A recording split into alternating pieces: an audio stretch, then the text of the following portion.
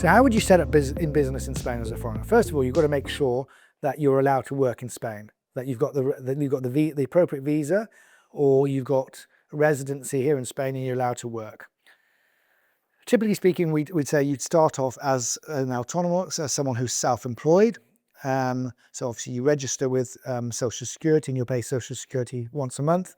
And you will also basically require an accountant to submit your quarterly income returns and your quarterly EVA/VAT returns.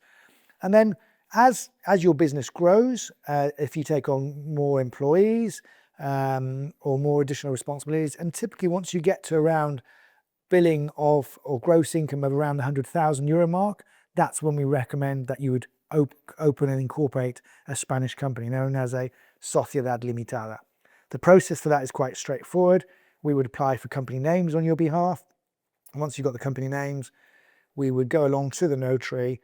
You would let us know who the directors are, who the shareholders will be, what the registered office is, and what the objects of the company will be. So in order to register a Spanish company, you've got to set out what the company will do. For example, are you going to buy, sell, and reform property?